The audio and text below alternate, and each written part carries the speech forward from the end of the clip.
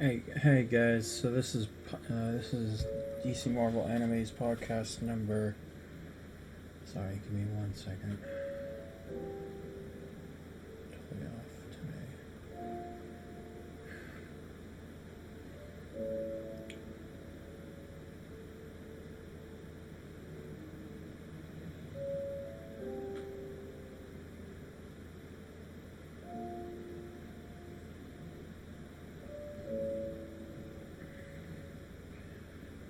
Podcast number 12. And my name is DC Marvel Anime.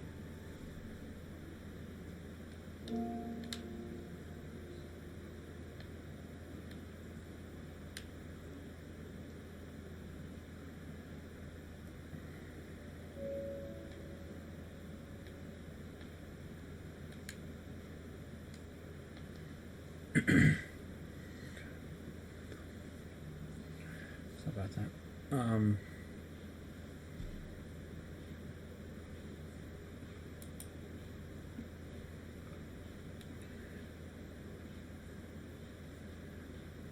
So today we have got some topics to talk about.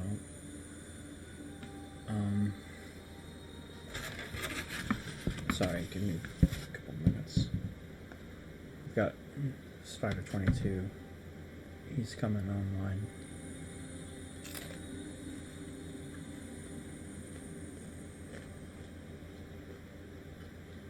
Alright, I'm back. I may have to go help with groceries in a bit, but I'm back. Okay, that's fine. So today, we just started the podcast. So, we got a few things. We got several things to talk about.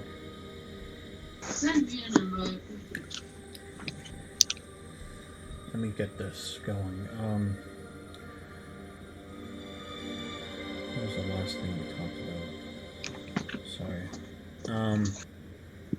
Which wasn't that long ago. Oh yeah, that's right.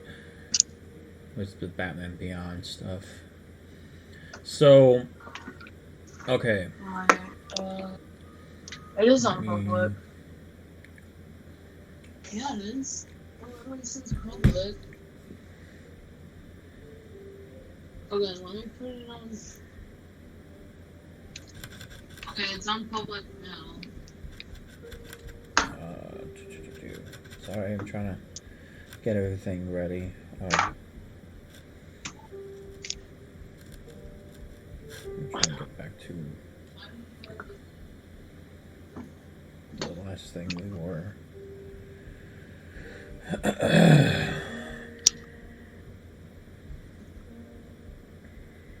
gonna leave it too.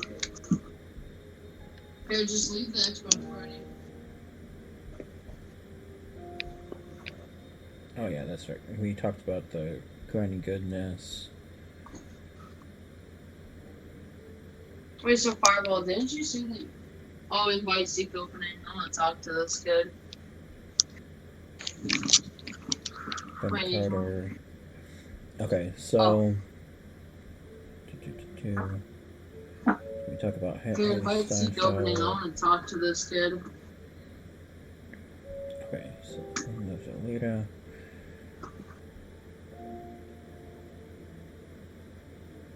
Well, just because his dad said that he worked for Epic Games, that didn't mean anything, honestly.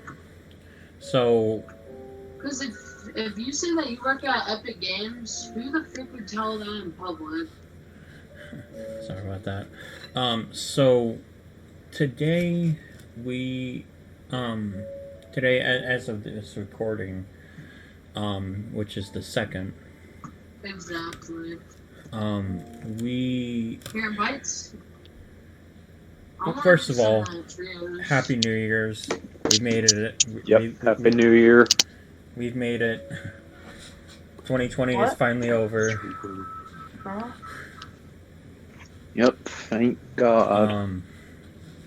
So today is the 2nd.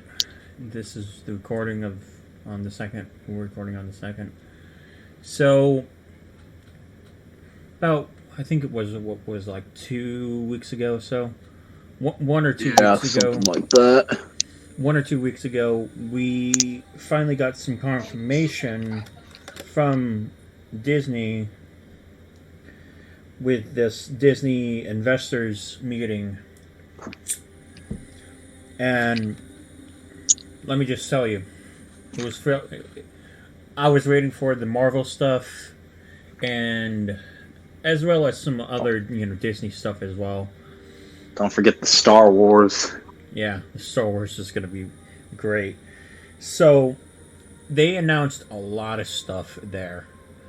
They dropped some nukes, that's for sure. Yes. After the whole HBO Max announcement.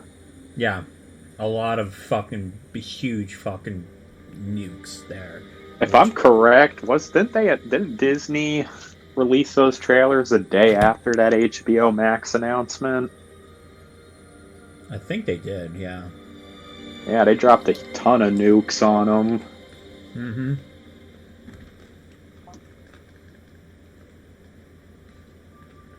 Yeah, which show are you most looking forward to? So, in just a couple of weeks, or in like about a week or two, we will be getting WandaVision, and then in May, or no, I'm not in May. March, we will be getting Winter Soldier, Falcon and Winter Soldier, and so on and so forth. And then in May, we'll get Loki. Oh, I didn't know it was coming in May. Interesting. Yeah, and then in the summer, we'll get What If. Yes, I'm actually looking forward to that. So my most anticipated show for that, or for Marvel, is gotta be Winter Soldier, Falcon and Winter Soldier. I'm looking forward to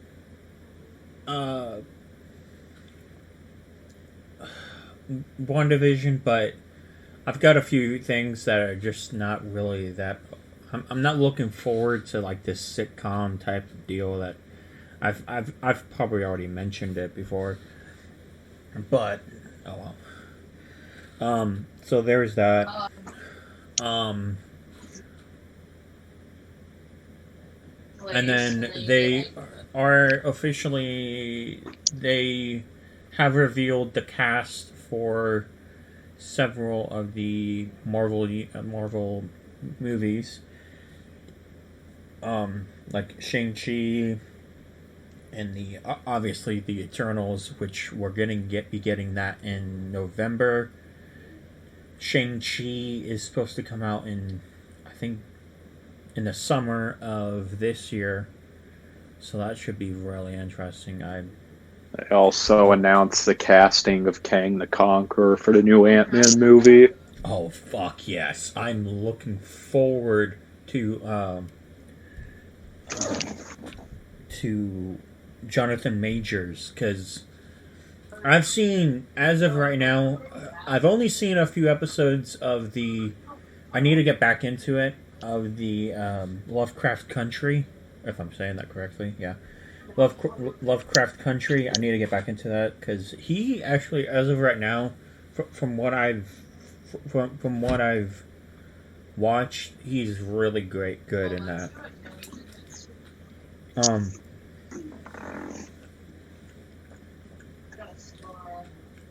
Sorry about that.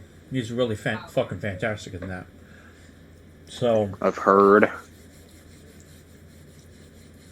I'm looking forward to him, and I feel like King the Conqueror is kind of like the next Thanos level, but I don't know if they're gonna make him the next Thanos level, you know? Yeah. Only time will tell. Oh, the biggest fucking news that fucking happened in this investors meeting is that we finally get confirmation that finally the Fantastic Four is happening. I'm excited for them to be given justice. About time. Yes. I'm so fucking ready for that. That's amazing. So, and obviously that will be directed by the director of the trilogy of Spider-Man films, John Watts. So that'll be fun.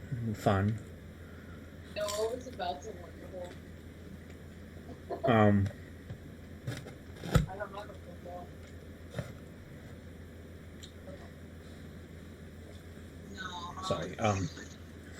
So that'll be fun. So and they did say that and so for the She-Hulk. Now, granted, we were reporting on this, and she must have lied. She obviously lied about. She lied about this, about not getting the role, and that is my fault. That is our fault. Bad. Yeah, it's our fault. We were only reporting on what we had at the time, and that is She-Hulk will be played by Tatiana Maslany, or I'm sorry if I'm butchering her last name, but I think it's the actress who played. Let me see.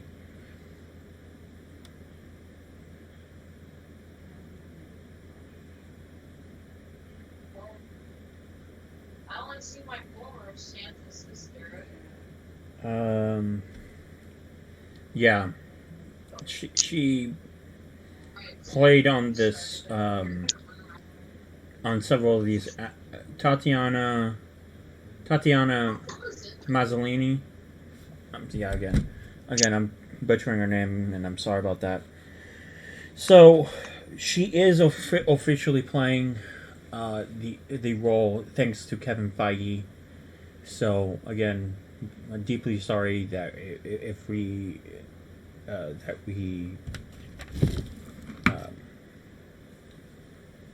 kind of did that. We needed more confirmation, and thanks to Kevin Feige himself, we have that. So, moving on, we've finally got Miss Marvel, Kamala Khan, apparently. So that should be interesting. I'll probably give that a watch. Mm-hmm. And she's also confirmed to appear in the Captain Marvel sequel. Oh, let's hope that this time we will be getting a good script, because I really didn't like the first one. I didn't think the first film was anything special, but I thought Brie Larson's performance was decent. Yeah. I mean, granted, yeah, it's her origin story. Okay, so what? I really didn't like this. I really didn't like the story itself. But yeah, I thought you did decent. I mostly enjoyed the third act of the first one. Yeah. So, the biggest news that we've finally gotten is Secret Invasion. Oh yeah, it's gonna be a good one. I have been hinting at this for years and years that we would get this, and we finally fucking have confirmation. I'm so happy. What else? Oh yeah, we got we have this new what you call it? New series that's coming out, and it has Rhodey in it. Armor Wars, which I have no idea what that's going to be about, but Kevin Feige said himself that it had some stuff to do that if Tony Stark's armors got in the wrong fell hands. into the wrong hands. Yeah.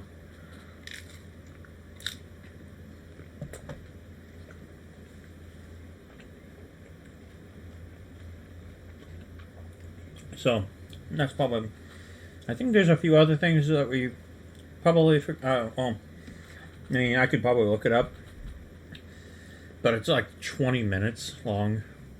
But I think we covered most of it. Most of Marvel right there and then.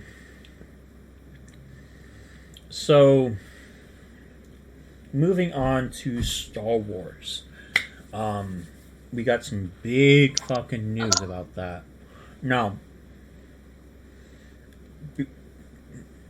before we really end the Star Wars segment, I want you to listen to this. This came out on Monday, early Monday morning, late early in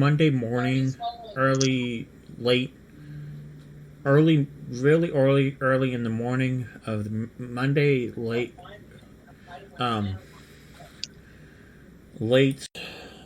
Sunday. And this is what I want you guys to hear. I want you guys to hear this. It's Star Wars theory. Now he posted two videos, and I will show both of them, or you guys can. I'll let you guys listen to both of them. But to me, this is not right. To be honest, I have no idea. No, I have no connections to Star Wars theory. I only watch his videos. I would love to one day interview him and talk to him about all this, or interview him and all that. That would be great, and have him on here. On here as a special guest sometimes on this podcast. That would be amazing. But this thing happened at the end of The Mandalorian Season 2. Oh, yeah. I know what you're talking about. And so, I'm going to let you guys listen to this. And we will... so what we will do is... We're going to review all of Season 2 of Mandalorian in this podcast. So here we go. Let me go ahead and play this video first, and let you guys listen to it. At Aspen Dental's Everyday Smiles event, enjoy custom Sorry for the crafted stupid dentures ad. made in our on-site labs and ready. Been sitting here for a YouTube good minute. needs to stop with that. Yeah. All right, here we go. Been sitting here for a good minute, deciding whether I should respond to this or not. Now you can imagine, being in the Star Wars community and doing this for about 5 years, you see a lot of stuff. You see it from content creators, you see it from trolls. it's what it is, man. Not everyone in life is going to like you, and you and I share that, regardless of your feelings about me and mine about you. What I don't think is okay is when a Lucasfilm official is chiming in and gaslighting these sorts of behaviors of undermining one's emotions towards something that their own company created. I think it doesn't look good for the brand of Star Wars. I don't think it looks good for Lucasfilm or Disney or what they preach about inclusivity. Now, I can't see what Mr. Hidalgo is saying. He has a locked profile, but I can see that he's responded several times to this thread, which is making fun of me for being emotional over Luke Skywalker's return. I'm interjecting, so this is now 6 hours or so after I recorded the video that you've been watching. I didn't want to publish it because I needed more evidence. I didn't want to just jump to the gun and, upload the video and, have it be wrong. And I gave him the benefit of the doubt. Maybe, he was coming to my aid and be like, look, every fan deals with everything differently. But sure enough, no. He actually did chime in, along with the other tweets. He said emotions are not for sharing in response to that troll. He then went to delete it, and, after some people got on his case, thanks to you guys. And then he went and uploaded it as his cover photo for Twitter. This is a man who represents very high up in the Lucasfilm story group. For me, I grew up with these characters. I was born in 1990, well after the originals had come out, and I was introduced to Star Wars when I was 6 years old. So Luke Skywalker to me was a beacon of hope, man. Through chemo, through kids bullying me, bugging me, any hardship I had in life, he was my stronghold. And so to see his character after The Last Jedi, I was quite defeated, and I felt, this is not right. And to see him come back with this real vigor and the image of Luke, I'll be right back, the hero that I always looked up to as a little boy, it was beautiful to see, and so that was my reaction. And for you to belittle that, it's very unprofessional, it's very wrong. You should be better than this. You're very high up in one of the biggest companies in the world and making some real cool stuff. So I would have expected better from you, to treat your fans with more respect. I just don't think this is an okay thing to do. When you're in this position of high power, you're a successful guy, you're working at the coolest company in the world, making, the coolest stuff. You shouldn't even be seen anywhere near these kinds of conversations, unless, and I could be totally wrong, he's just completely sticking up for me and saying, hey, this is not right. But judging by this response and the other responses under his tweets that, we can't see, I don't think that's the case. And given his track record of being extremely rude and volatile to fans for having differing opinions is not okay, regardless of how rude those fans are. You should never stoop to that level. You should always be the higher person. Always, always, always. Especially when you are who you are, man. Especially when you're like in this echelon of being so high up in Lucasfilm. Another thing, if you go into the likes and you count who the people are that like, this whole thing, there are a few missing, which only happens if you have a locked profile. Which leads me more to believe that, yeah, indeed, this guy is definitely just making fun of me and making fun of all the people who felt emotional over Luke's return, which is not okay if you're working at the company that produced that project. It's not inclusive. It's not good in any sense, and it just divides the entire fandom, which is the opposite of what your company stands for. I could go into maybe the reasons why he feels this way about me. I don't know him personally. I've tried following him. I respect his work and what he's done at Lucasfilm. I'm outspoken. I get it. I don't like The Last Jedi. I don't like Luke Skywalker. And he was responsible for a lot of the decisions made in that movie, and maybe he feels a certain type of way about me for having those opinions. But dude, it doesn't mean I think you're a bad guy. I just think you made decisions that I don't resonate with, with Luke Skywalker. And Jon Favreau and Dave Filoni made the decisions that I resonate with, and a lot of people resonate with. Take your licks, man. Don't stoop to this level. You're bigger than this. You're better than this. You're working for the coolest company in the world, and you're making some really cool stuff. You shouldn't be anywhere near this kind of garbage, you know? Undermining how a person feels, how a fan feels about your product, about something that you work for.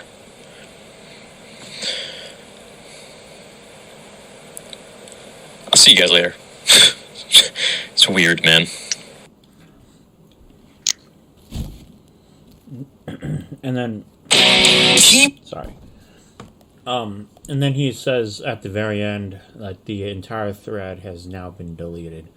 Now there is another video that he goes into, and he's saying this is basically his final word, and I'll play this in just a few minutes, but just on that whole thing. To be honest, that's just not right. It really isn't. No, it's not. Sorry. It's now. Yeah. Again, I'll play the second part to the whole thing. It's not right. It's fucking stupid. It's wrong. It's fucking wrong. And this dude, to be honest, I don't know Star Wars theory. I don't know Pablo Hidalgo. But to be honest, I feel like this dude, Pablo Hidalgo, should either get demoted or get completely taken off of, or get fired or something like that. Because this is all Kathleen Kennedy's fault, to be honest. She is allowing this shit to happen. That she is. Now, obviously, because Pablo Hidalgo works underneath Kathleen Kennedy.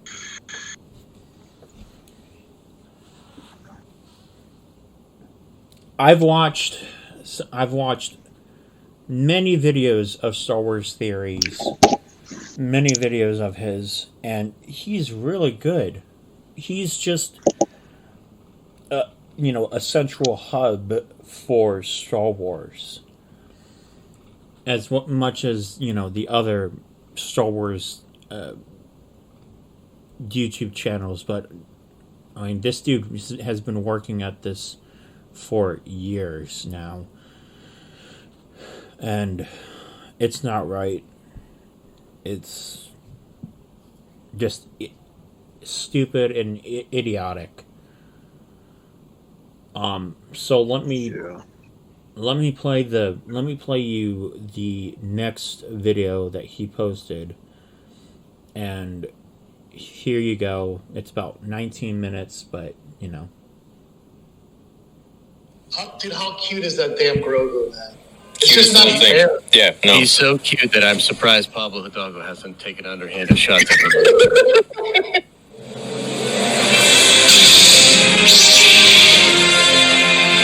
And this is his own podcast, or he has his own. He has like 2 podcasts, but he uses this new one. I haven't subscribed to this new one yet on any of this on any of these sites yet.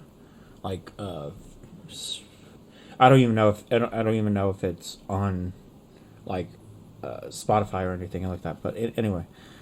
Listen to his final words on Pablo Hidalgo. So obviously, there's been some new current events, and I'm sure a lot of you are here for the tea, the scoop on Pablo Hidalgo and everything like that. I said what I said in the video. And this was just 3 days ago. Sorry about that. I mean it. And, I do think that everyone, especially people in, high points of power, should be held accountable for the things that they say to the people who are really supporting their projects. I have seen that he did make by the way, he's been reaching out to me today. He reached out to me, with a very loose email. Here's my number, call me. Lucasfilm themselves sent me an email. Hey, there's a misunderstanding. We want you to call us. I haven't replied because I just haven't felt like there's really anything to be said. I feel like, when you say things, it's out there and it's done. And for me, I said what I said in response to that. I gave Pablo, 6 hours to explain what was going on before, uploading anything, posting anything, jumping to conclusions. And when he got wind of that, he posted the entire tweet, which, was on a thread that was all about mocking me and making fun of me, as his Twitter banner. So I took that as, okay, well, this guy's really pushing, he's really just doing something that's not cool, and you shouldn't be doing that to a fan, regardless of anything. So I made my video, and I stand by it. So that's that. And that's how I feel about it. I do realize that he has gone to apologize. Where was that yesterday? Where was that yesterday when he didn't post that before he posted it on his Twitter bio? It just is weird to me. And then I'll show you guys on screen here. This is his actual Twitter. Okay, and then this is the one from yesterday. Look at the numbers of the followers and the following. It's still locked. He's just changed the name, and then here is the actual fake account that he's actually gone and supposedly, he just rebranded or something. But it's completely not the real account.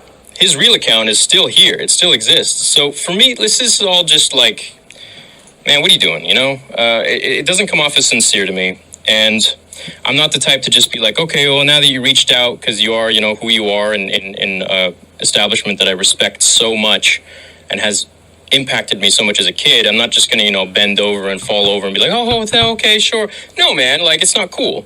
So I'm just happy that, we're going forwards with Star Wars, and we have Dave Filoni and Jon Favreau who are helming this beautiful story and carrying on the legacy of George Lucas, and that's all I care about. So hopefully on to better days. What do you guys have to say about it? I think the thing that I want to say, there's a couple of things I want to say. The first thing that I want to say is that I am very angry, but I'm going to try not to actually be angry when I talk about this, because I think if I were to just get angry, it would sort of dilute the messaging. It wouldn't allow for what I'm trying to explain to get across. So I'd rather actually explain why I'm so angry, but I don't know what's going to happen with this podcast. We'll see what happens. I might boil into it and I might get angry. And I think the main reason for me personally why I'm so angry is because right now Star Wars is sort of turning around, right? And we are in a much better place as a fandom. And that's awesome. And there are a lot of people that have worked very hard at Lucasfilm to create that, to make sure that has happened. There have also been a lot of people that have worked very hard at Lucasfilm during the duration of the sequel trilogy that have had to deal with things and basically backlash from people that are either above them or just loud on social media that have caused waves between fans. Pablo, this is not even close to the first time that he's acted like this, and I have a couple of stories of that I want to share. I have to keep things vague, but I actually do want to share some stories, because if it comes to literally talking about this man's credibility, I saw a lot of people trying to say Pablo's a good guy. Pablo doesn't deserve this, but it's a misunderstanding. It's all just wit. It's all just dry humor. I 100% disagree with that evaluation. He has shown again and again what kind of person he is, and that is in the face of people at Disney that are literally going through some very hard times. Some people even losing their jobs, right? So I don't even want to get as fired up as I could about it, but I just think for this guy to be playing the kind of game that he's playing and being so careless when so many people have it so hard, and Star Wars fans have had it hard. And this guy, I don't know where I'm pointing here, this guy has literally done a better job at the public relations of your own fandom than you have. And not only does he not take a check from you, but you try to prevent him in some ways from doing all that he could. So it's frustrating to me on a lot of different levels. And I think people that are saying that it's not a big deal are not thinking about it. It is a big deal. That's what I think. Thanks, Josh. First of all, I think you make an excellent point about the responsibility that Star Wars Theory has taken upon himself to be an ambassador for this brand in its purest, most authentic and genuine form. And when you express yourself in the most genuine of ways, you're not afraid to let your emotions out. There's a great scene in that movie with Joaquin Phoenix where he plays Johnny Cash, Walk the Line, where he's in the studio and he's playing a tune, and the guy recording him doesn't love the tune, and he's like, if you just got hit by a car and you had to play a song for God so that you could stay on this world, what does that song sound like, right? And for you to be able to dig deep and really connect with an audience, you have to tap into your emotions in an honest way. So what really angered me about this whole thing was the message by the quote-unquote head of the story group, okay, that emotions are not meant to be shared, which I know he has since tried to walk that back. But brother, you wrote that and then you put it as your banner on your Twitter account. Obviously, that message in its pure form is what you wanted to get out there. And it was based off the fact that, much like all of us, when we saw what we saw in that season finale, it was an emotional thing. And to express that emotion with the fans was the right thing for Theory to do, and the important thing to do, because we all felt the same way. So it's like when you hear a John Lennon song and you love it, it's because he's putting his heart and soul into it. He's sharing his emotions with the audience. And for somebody who's supposed to have a position of power at Lucasfilm Story Group to say that emotions are not meant to be shared is so contradictory to everything that art stands about, so contradictory to everything that I know Theory stands for, that it's just really insulting. Forget the fact that you're making fun of a grown man in tears. I've been in tears many times. It happens. Sometimes your emotions get the best of you.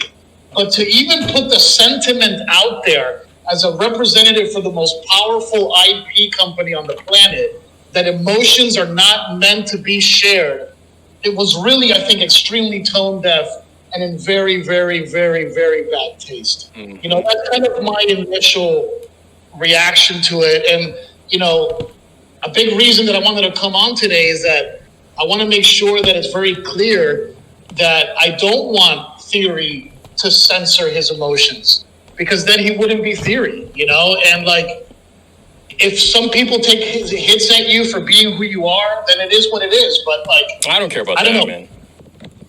I don't care about that. I care about the officials, man. It's weird, It's weird to see that, and it's not okay.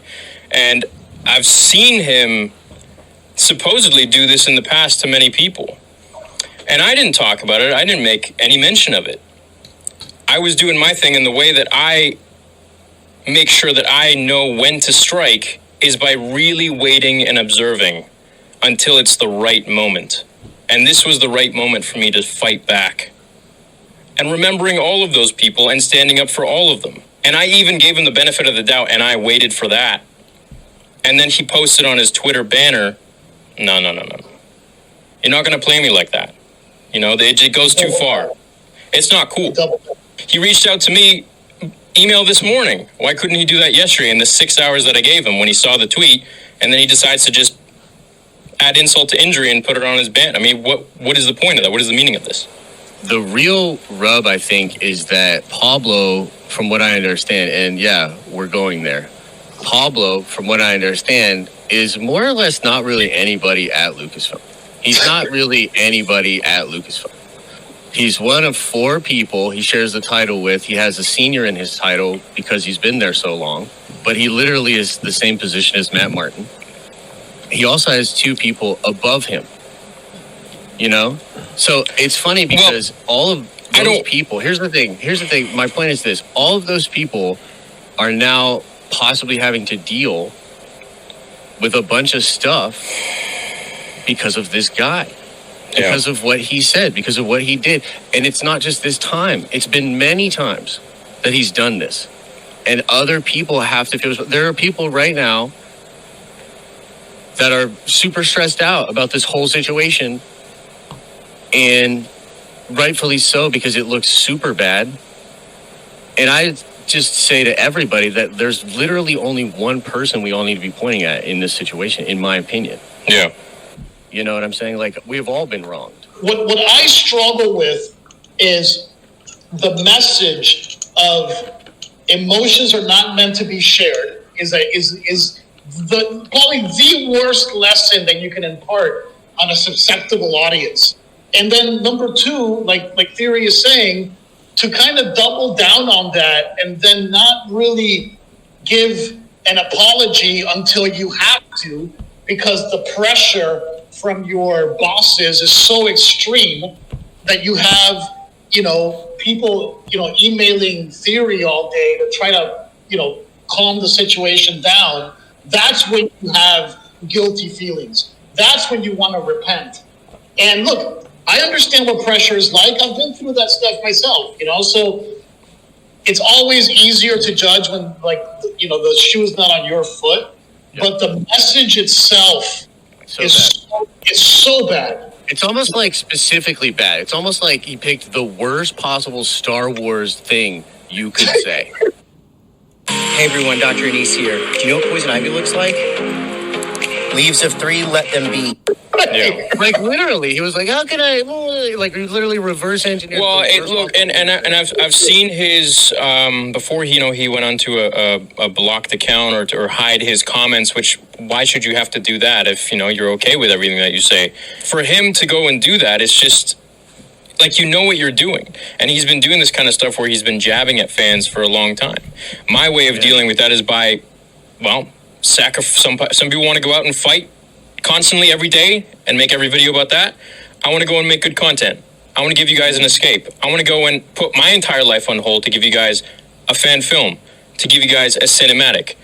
I'm stopping everything I'm doing because I'm so passionate about what I do. I'm passionate about the people who support me and are there for me. And I do it for them, and I do it for myself and my own dreams.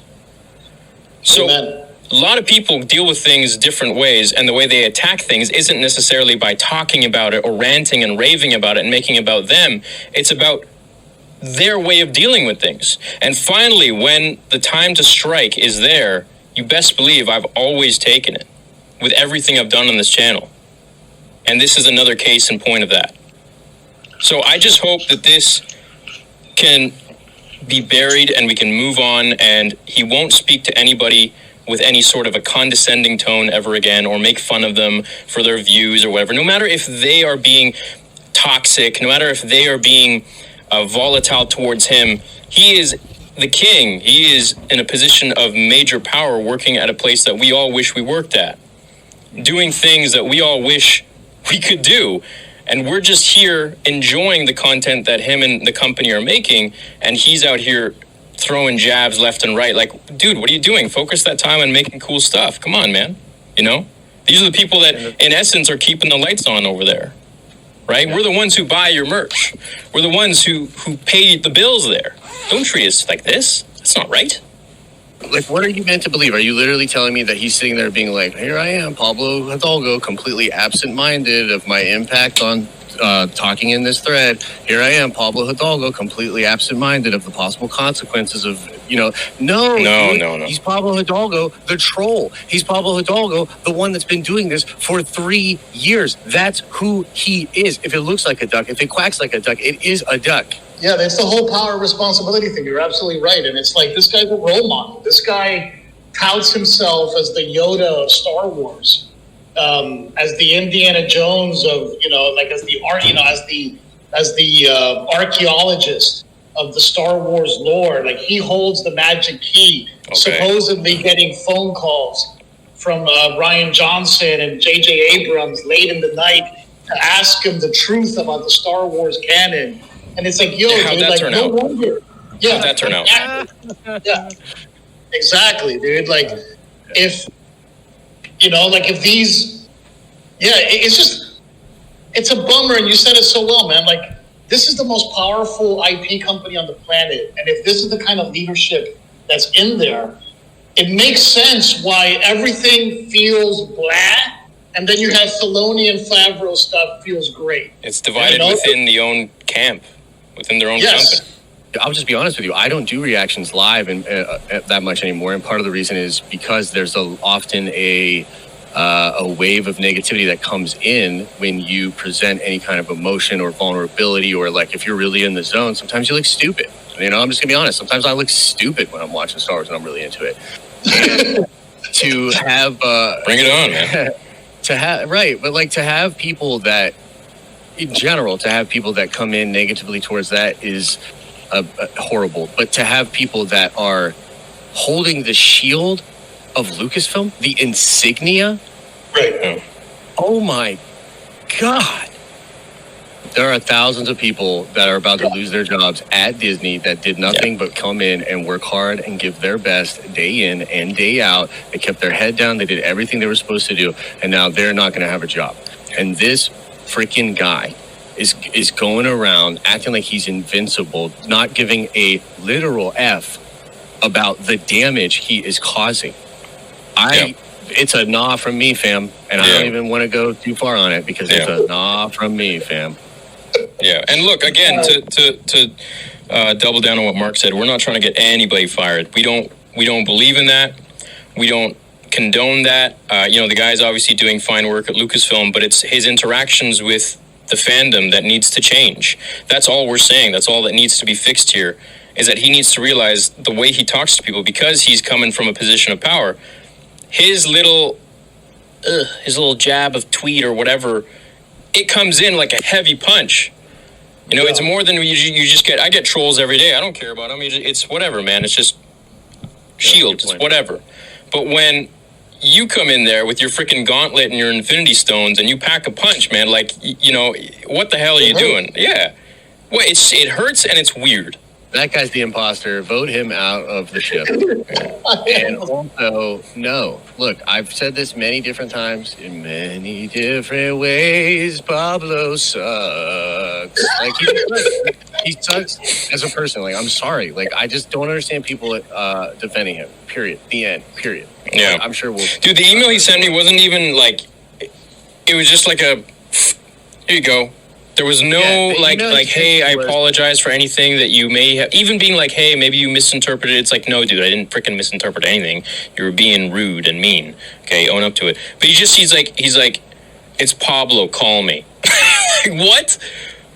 Yeah. What kind of a genuine... 5,000 people is what I'll call you. What? It's like, I'll call you live right now, sure, no problem. I'll record it. And if we do ever talk, I'm recording it, and I will make sure that I update all of you on everything that's said. There's no way that I wouldn't do that. Look, man, I don't want to let this guy or this situation ruin the positive energy that Star Wars has right now.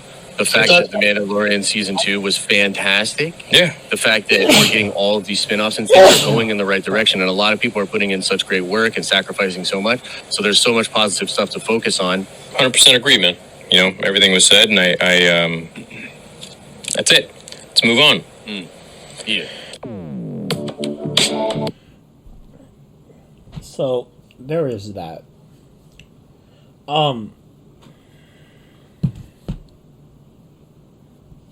then of course he says like and he says it, read in the description. Which I mean I can easily read it if you want me to.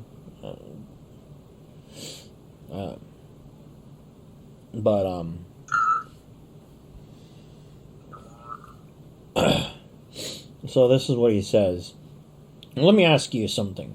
If a girl was crying over Ahsoka's return, let's say, then everyone would be calling her brave. for showing her emotions. When I got emotional for Luke, I get made fun of by the internet world. Pablo Hidalgo, and now EA Games employees, journalists, and more. Where's the fairness here? I don't believe it was a misunderstanding. I don't believe he was sticking up for me. Posting his comment on an entire thread of people taking shots at me. It doesn't look good. I gave a 6-hour window before making any conclusion until I knew what was said. Even when I found out, I still waited until I saw he put it on his Twitter header. Anyone defending this type of action, to me, it is trying to score some brownie points and looking for free stuff. It upsets me that this happened. I'd much rather still be revealing and the Star Wars where I much rather still be revealing in where Star Wars is heading. And Star Wars and Luke's return, let me tell you, after the letdown of Star Wars of The Last Jedi,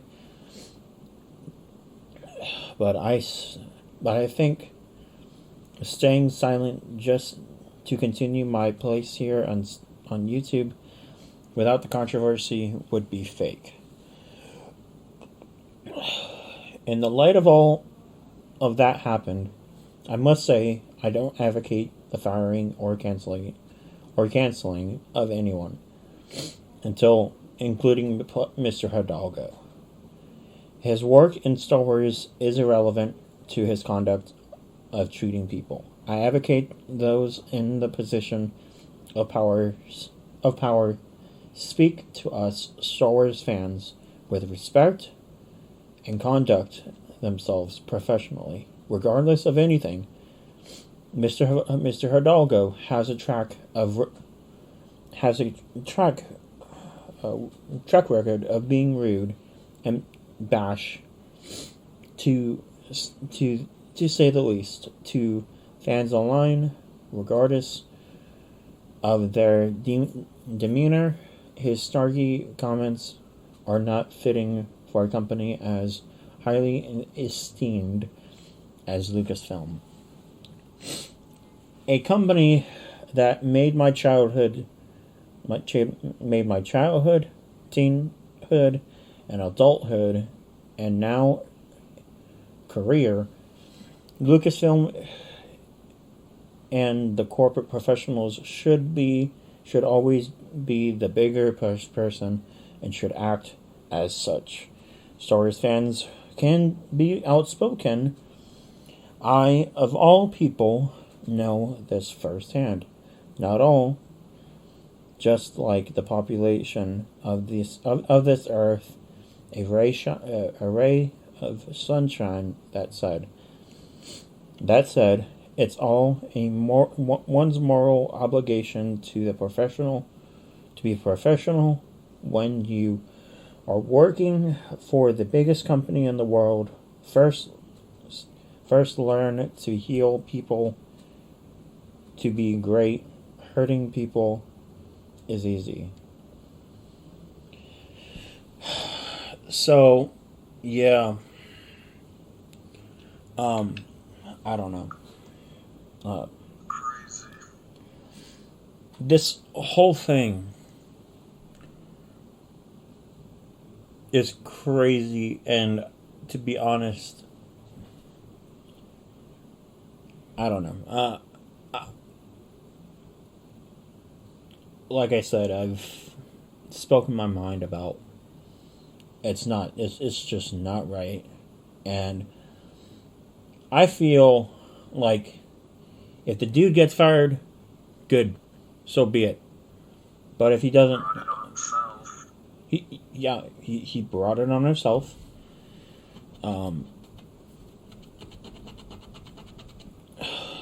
So, and yeah. So, moving on. Moving on from this. Let's review the Mandalorian season 2. So,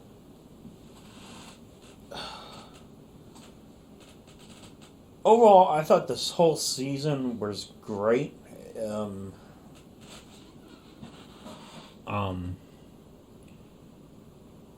The whole season was great. Although there was one episode that just to me wasn't good. And it kind of was dragging. And I think it was the second episode. It was the one where he had to transport eggs or something like that. The Mandalorian had that one. And it probably is the second episode of season 2.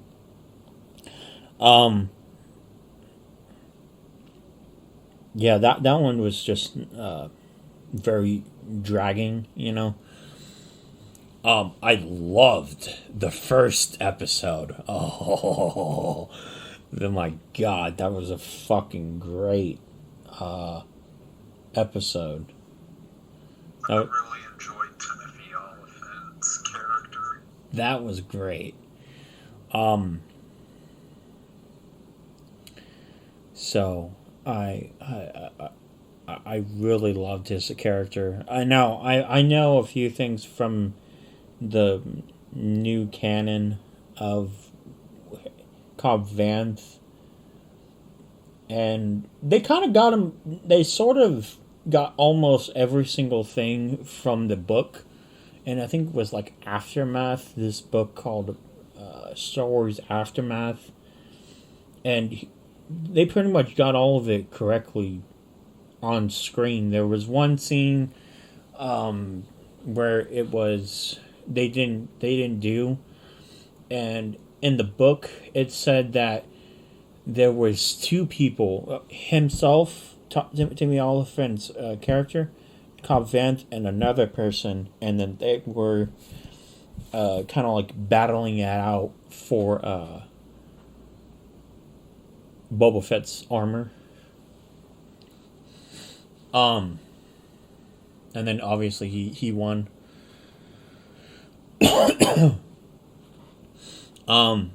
So, but oh my gosh, the first episode was great.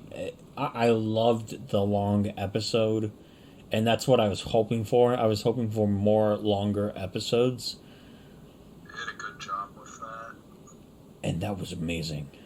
And especially the reveal of Boba Fett. That was amazing. That was a great way to bring on Boba Fett.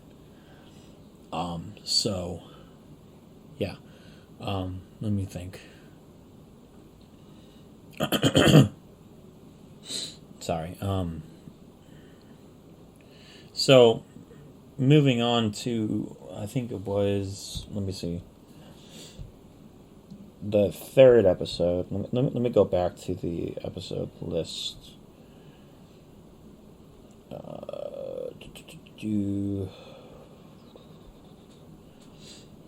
Now, there is another behind the scenes kind of like look of the not Batman of the Mandalorian.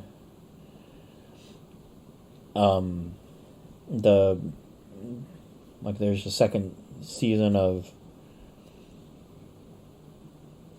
the gallery. Oh. Okay, I guess it's only 1 hour. Oh, the making of season 2. Okay, I guess that I haven't even watched it yet. But anyway, let me go back to the episodes.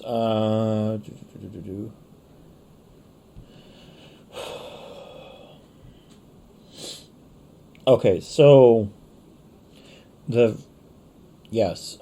so chapter 11 or episode 3 of season 2, the heiress. I thought that was a great episode. It was just Which one? What was the name? the heiress, chapter 11, Oh, yeah. Yeah, Bo-Katan. the Bo-Katan episode. That was a great episode.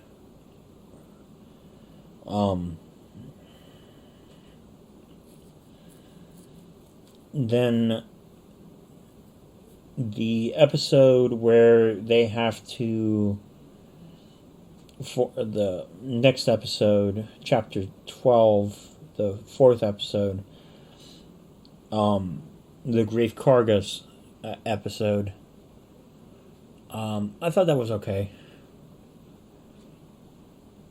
It was pretty good. I'm trying to think. Now, obviously, there's some hints to, in that episode, to Snoke, in a way, but I don't really know if it is or not.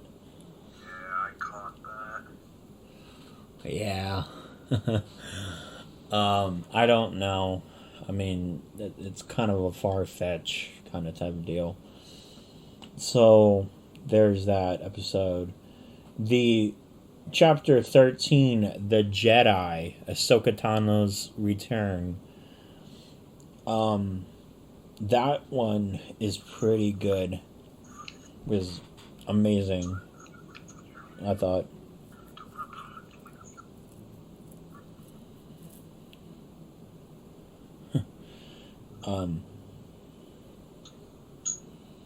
I thought that one was really good.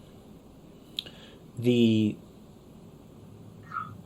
chapter 14. Okay, that's fine. Chapter 14. In that episode, it basically. Oh, and they started to reveal the Dark Troopers. The Dark Troopers? Yeah, the Dark Troopers. Yeah, no, yeah, I'm correct, yeah. The Dark Troopers. I thought that was really cool. I was really excited for that. I love the music for the Dark Troopers and the episodes that featured them. But in that episode, we actually got more information in the Jedi episode of Grogu, which is Baby Yoda. I still call him Baby Yoda. We got some really good, interesting backstory for him, and that he was a survivor of the. Sorry, he was a survivor of Order 66. Now, there is a theory out there.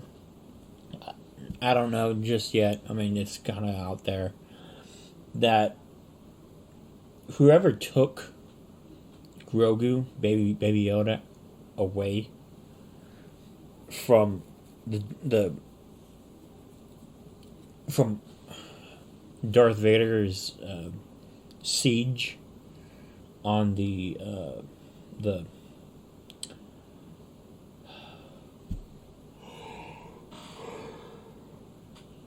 oh, I'm sorry. Of the the Jedi Temple in episode 3, Revenge of the Sith.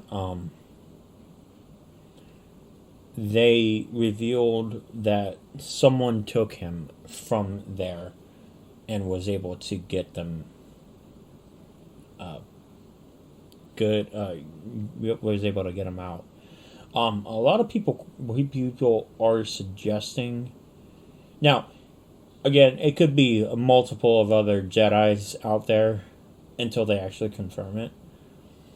Until they actually confirm who actually took Baby Yoda, Grogu, away from there. But I've been seeing, but this was back in like November. So there was one video that suggested that there was a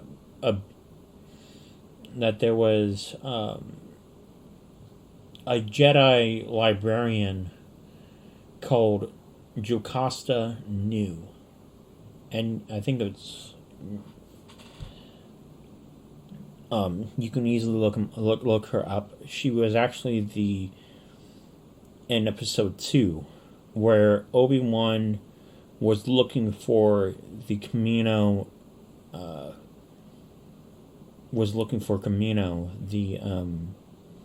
which was the cloning facility,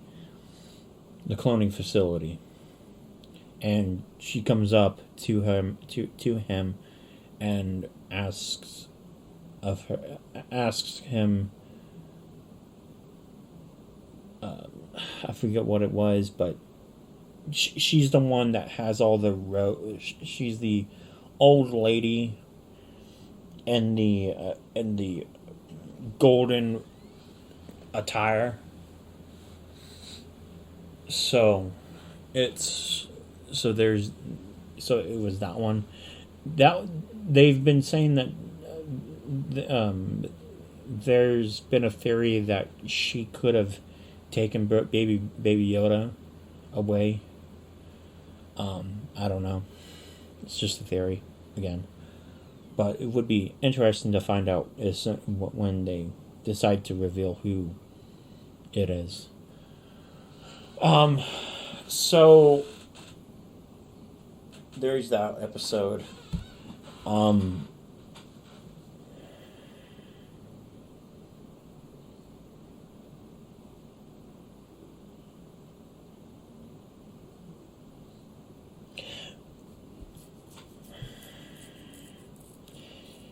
So anyway, in the chapter 14 episode, the tragedy, the Mandalorian and Baby Yoda go to this all-seeing, I guess it's like an all-seeing type of like monument or something like that, where Baby Yoda, if you have not seen the episode, which most likely you have by now, but it goes into details of, okay, you need to place him here, and he will speak, and he will Baby Yoda will use the Force to send out a signal to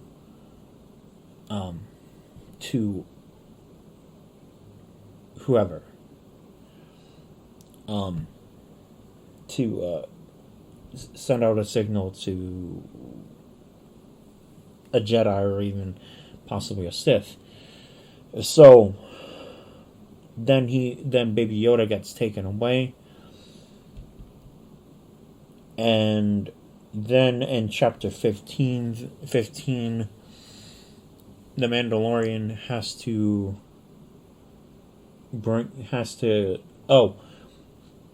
and not only that, in chapter 14 we get to see Boba Fett.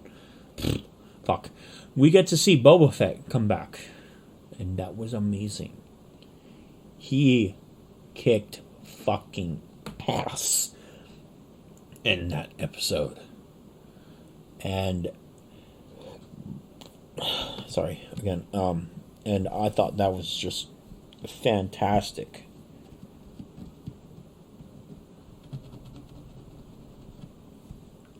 And again, it was fantastic seeing him in that, seeing him do that. So, sorry.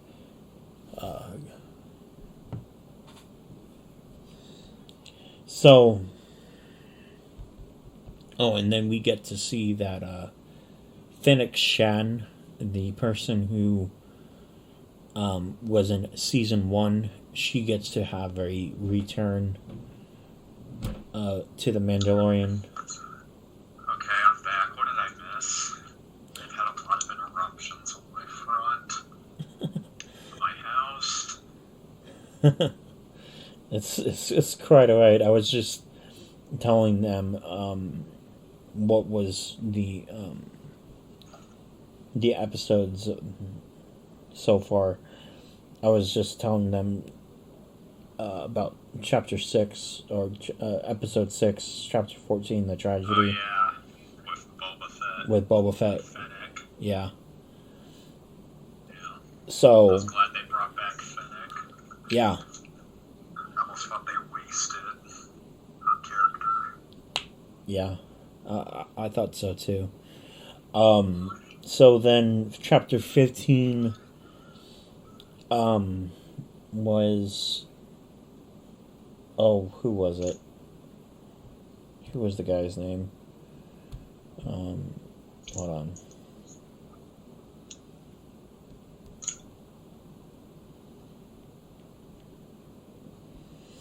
Mandalorian, Chaos.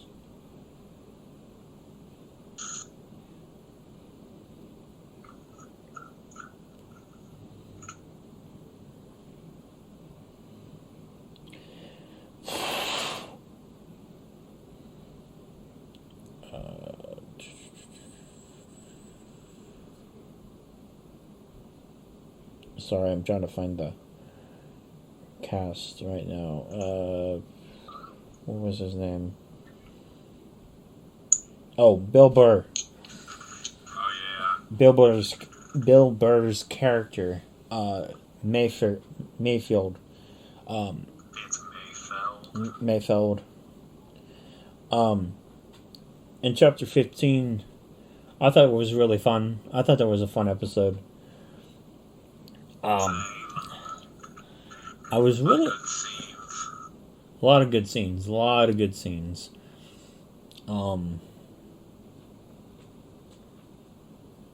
really loved there was one scene where Boba Fett says, yeah, if I take off my helmet, they'll know who I am, or something like that. I thought that was really funny. And then the Slave One scene where he takes out like two of the TIE fighters with that bomb. I thought that was really fun. I thought that was really cool. Yeah. Oh, yeah, and then I forgot to tell them, I forgot to say that, it sucks that we don't have, there's no more, what was the ship's name? The Mandalorian lost his ship and...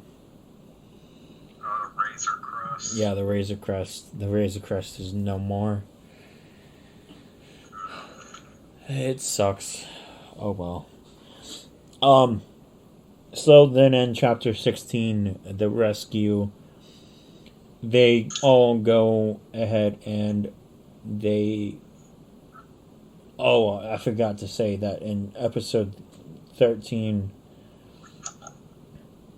chapter 13, the Ahsoka episode, they revealed Grand Admiral Thrawn.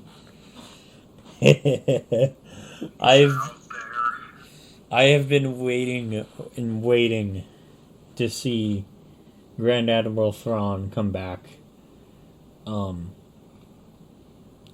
And finally being in the correct time space deal right after Return of the Jedi, because there's a,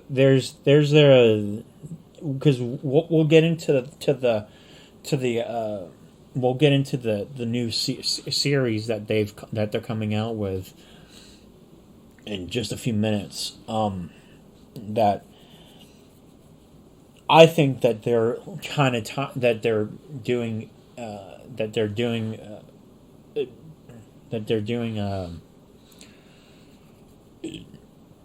heir to the Empire type of storyline that they're doing for the TV show series, that they're possibly hinting at for the upcoming series that they're doing. So we got a Grand Admiral Thrawn hint. So in episode 8, we finally get a good battle between, what was it? Between Mandalorian and Moff Gideon. I thought that was really good. And I kind of liked it. It was really good. I really liked that the Mandalorian now has the Darksaber. And it kind of sucks because you could see on Bo-Katan's face, she's kind of like, oh shit, do I have to fight him now, or something like that. Like, it's so good though. It was a good episode. People suggesting on the internet Uh-huh. that she could marry Mando and possibly obtain the Darksaber that way. Huh. I see people suggesting that. That would be an interesting thing for them to do.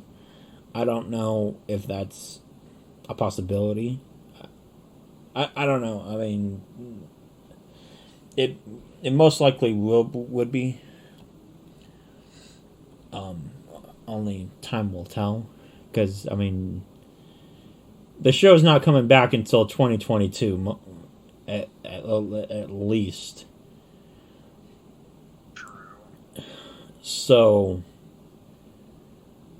but let me tell you about the Luke scene. Now, the first time I watched it, I didn't really fucking cry. But then I watched that scene again, and then I fucking cried. So, to me, and it goes back to the Star Wars theory deal, that sometimes your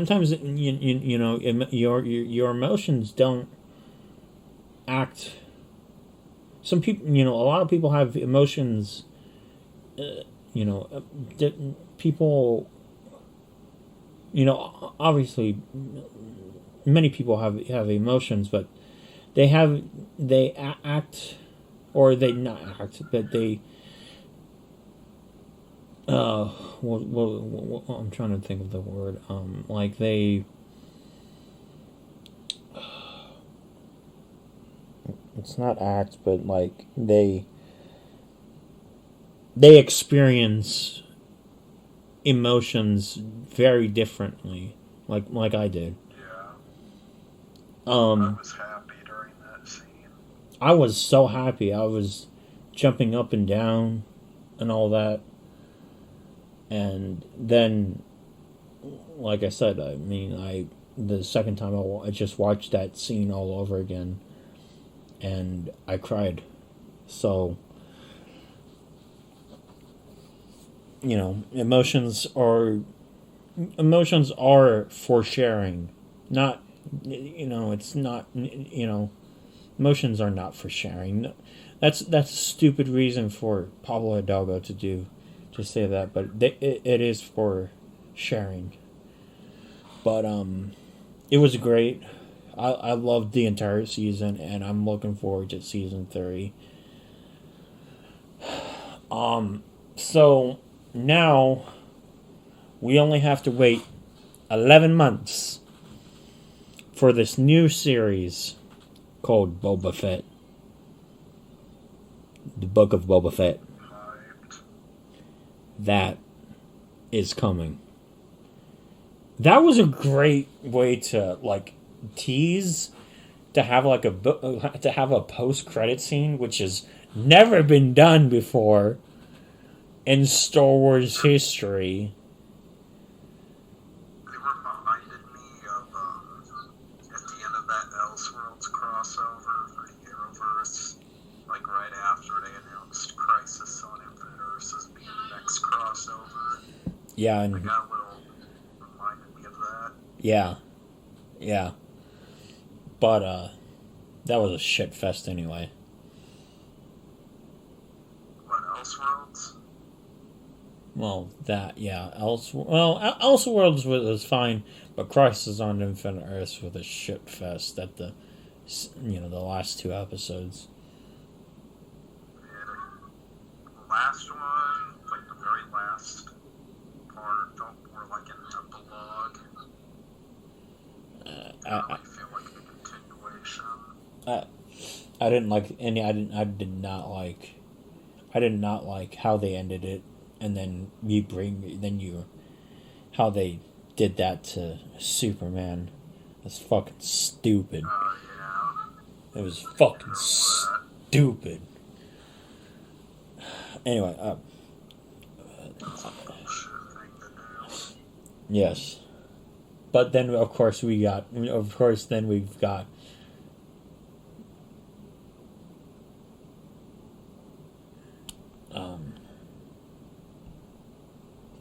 then we had the what you call it,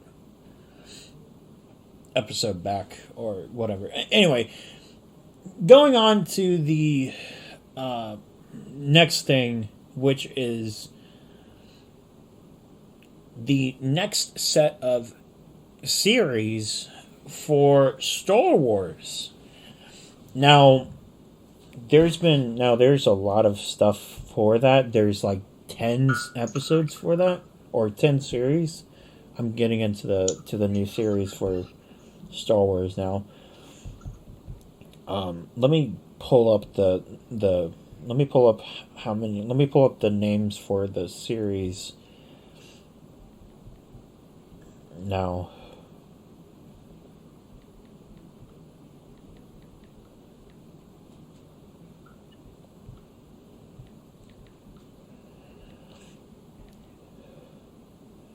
Star Wars new series. Oh, shit. Fuck. Damn it.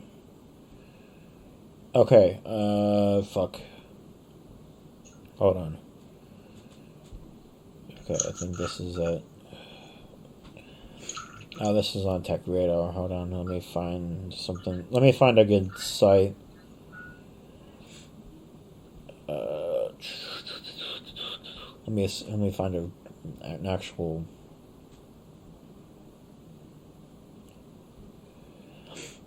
Okay. Alright. Screen Rant is probably good. Okay, so let's see. Start now.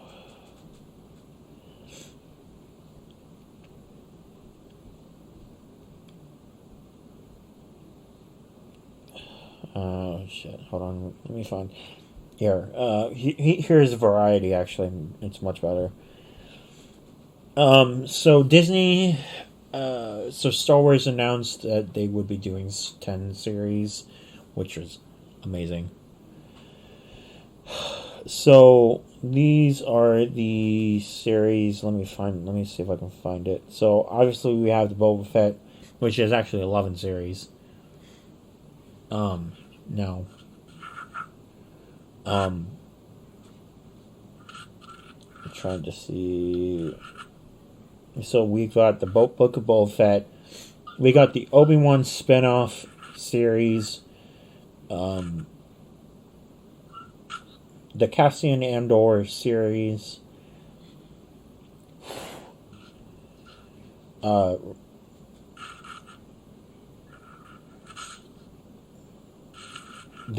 Okay, so we've got the Cassian Andor series. We got Book of Boba Fett, the Obi-Wan series, Ahsoka series, Rangers of the Old Rangers of the Old Republic. No, New Republic.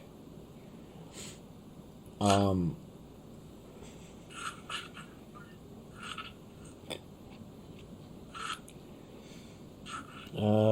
trying to find the other ones.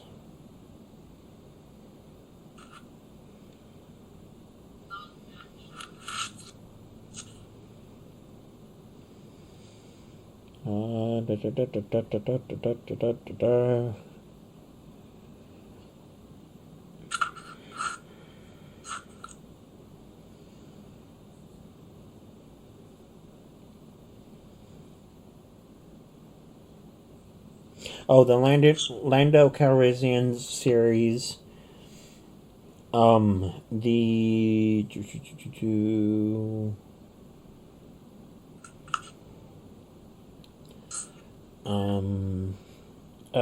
There's going to be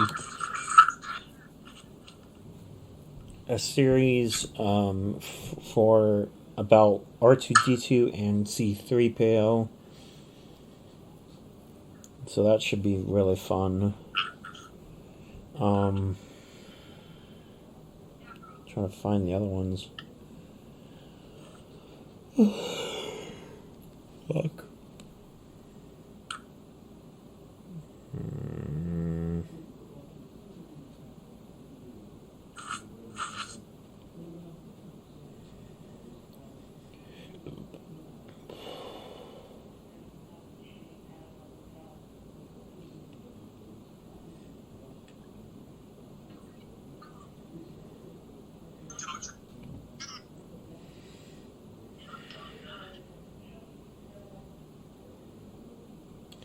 Okay, so let's see.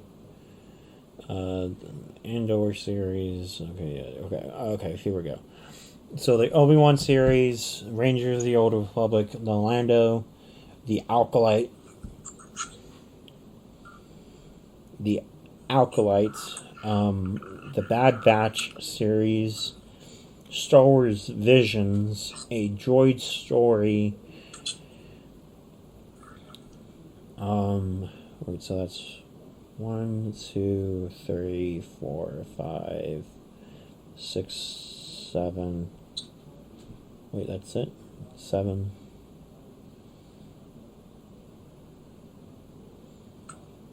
8. The Andor series 1. Obi-Wan. Oh, the Ahsoka. That's 9. And then there was one more. Shit. I'm trying to find it.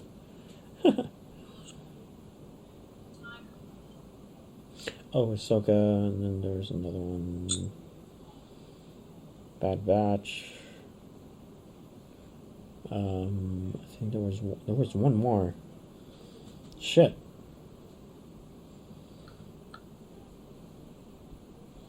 Let me see if I can find it. See if there's a... Damn it, I know that there was one more. Fuck, where is it? Fuck. So where's new series? Disney Plus.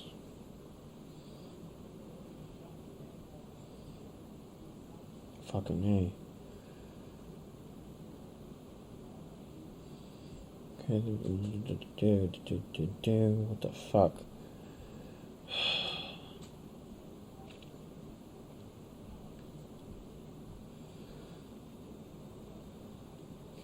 Okay, so Obi-Wan, The Bad Batch.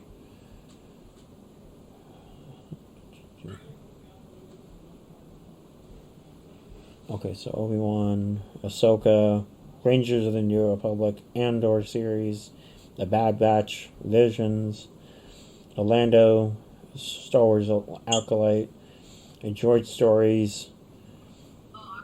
Oh, okay. No, I guess that's it. Huh. Oh, additional to the 9 series. So so that's probably, I think I got them all now. So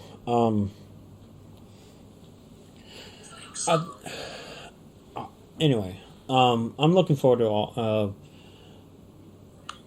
I'm looking forward to all of those. So they said that there's going to be like kind of like a cinematic type of deal for the Rangers of the New Republic and the Ahsoka series, along with the Mandalorian. That you have to watch all 3, or that's what I'm assuming is you're going to probably have to watch all 3 of those series to get this kind of like MCU type of deal, which I think is really cool. Could lead to an in-game crossover. Type of, yeah. So, which I've speculated, like I said, I've said this, like I said, just about like maybe like 10 minutes ago, 10 or 15 minutes ago, that they would be doing a Heir to the Empire series. That's what I'm assuming, because of the Thrawn, deal that they've. I'll join from my laptop. Oh, okay, that's Imperial Guard will be coming on pretty soon, which is cool.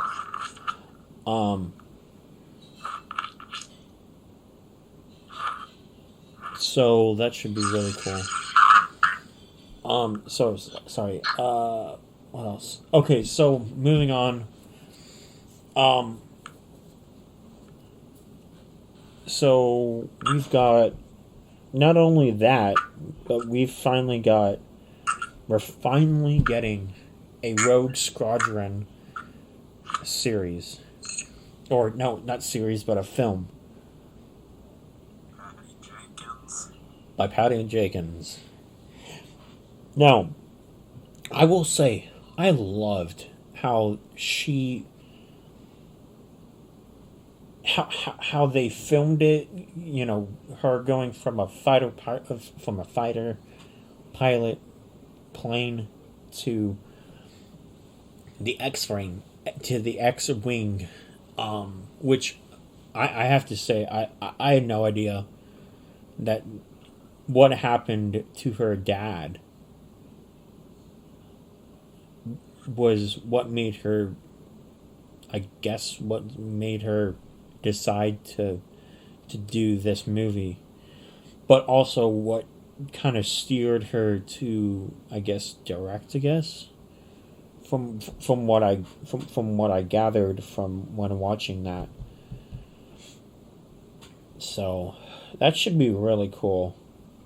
And that movie is supposed to come out in 2023, so we still got a long time until that comes out.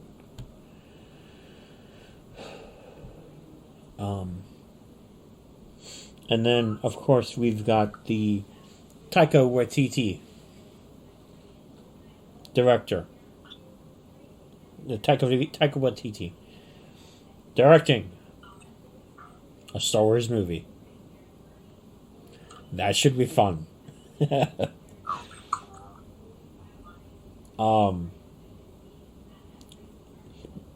And to be honest, he was great directing the episodes of The Mandalorian from season 1. So I'm looking forward to seeing him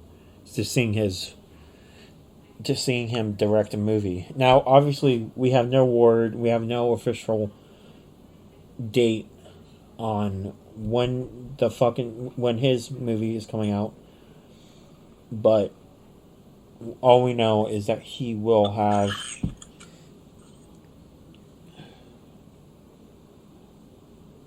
he will be directing a Star Wars movie for that. So, moving on from Star Wars, finally. Sorry, it's been a long time. Going into some DC news. This is from Geekosity, from our source. I mean, not Geekosity. What am I saying? This is from our source. We will not discuss who. Shit. Fuck.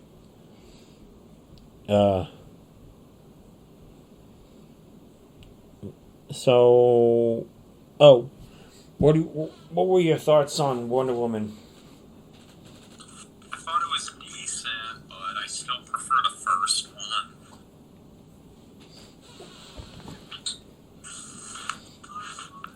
In all honesty. Yeah. I don't know. I thought it was alright. First one, I prefer still. There was a few things that I liked from this movie, but I'd give it a 7. Now, will I watch it again? Maybe.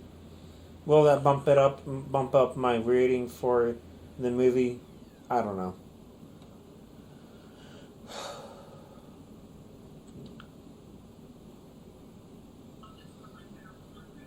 I don't know. As of right now, there were some really good scenes in the movie.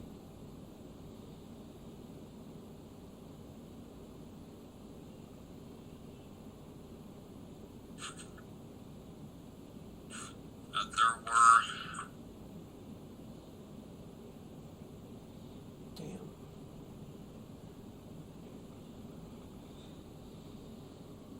So, anyway, sorry, I'm getting off topic now. Sorry. Trying to. I guess he's not coming back. I guess he's not getting on. Oh well. So, going into some DC news, like I said, I thought the second one, Wonder Woman 84, was decent. It had some good moments. I will say, Cheetah was better than the fucking Cats movie scenes. Yeah, I agree. So. I wish she spent more time in the cheetah form. Yes. I do hope. I kind of did hope for them to have more scenes with her in that form. What did you think of the post-credit scene? I thought that was pretty cool seeing Linda Carter make an appearance. Yeah. I thought that was really nice. Nice touch. Again, we have no confirm. Again, there is a rumor from our source that she would return in the Flash movie, but as of right now, it's kind of a rumor from our source. I would say would you say it's? I still think that it's a rumor, but It could be true.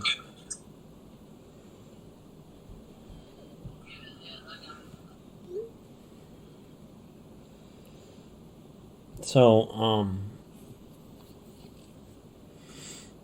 trying to think. So, moving on. Okay. So,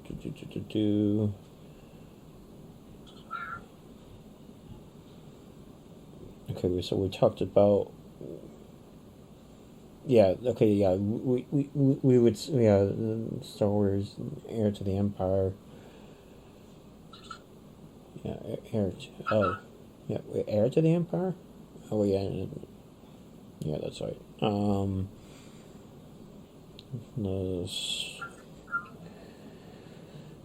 Oh, okay, so in DC News, they are saying that they would be bringing in fucking Punchline. No, I'm just kidding. They would be bringing in Punchline, Joker's second girlfriend. I have no idea. I've only heard of her. Yeah, I don't know much about her.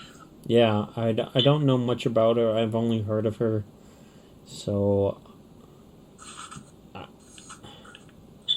should be interesting though. Yeah, it should. It should be very, very interesting. So moving on. Oh, sometime this month we will be getting. I strongly fucking hope that sometime this month we will be getting a new trailer for Zack Snyder's Justice League. I'm gonna be on the lookout for that. And I'm hoping that with that we will be getting finally a release date, which most likely we would be. We will have a release date. We will or we won't?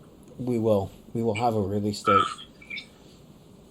for that movie / series, whatever. However they discussed it, for it being miniseries. I still think it's a movie. Anyway, for that, with our source, we just a few days ago, just a day or two ago, that for DC, that they would be doing DC films are doing like a 40 theatrical movies a year. I've heard that. No, it's just a report from our. It is a report from our source. What do you think about that? It's interesting. Trying to remember which date he posted it. Which one? The scoop. Oh, okay. Trying to remember what's the name of it so I can look at it again.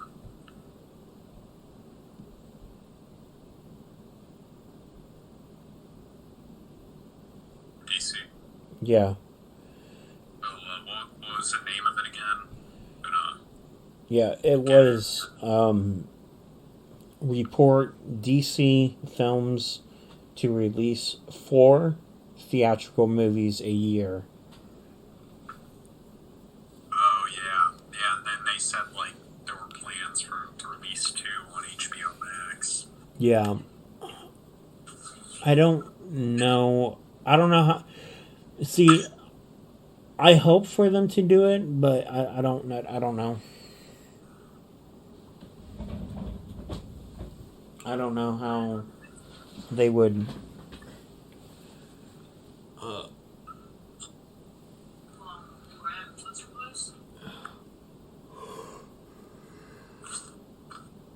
Sorry. I don't know how they would.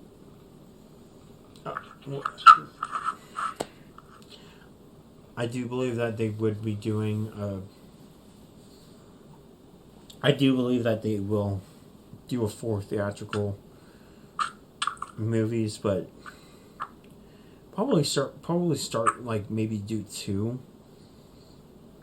To be honest, but whatever, it's fine. Oh, that's right. So, back to some Marvel news real fast. Our source said that that Black Cat is headed for Spider-Man's college trilogy.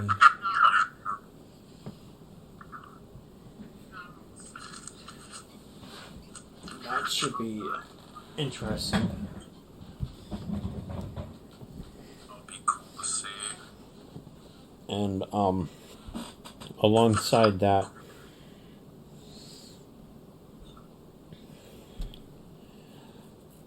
DC Films. Going real fast. Going back to before going back to DC. Kit Harington's Black Knight developed as breakout star of Eternals, Captain Marvel, Captain Britain crossover apparently. I don't know too much about Captain Britain. And then going back to the Black Cat stuff, there's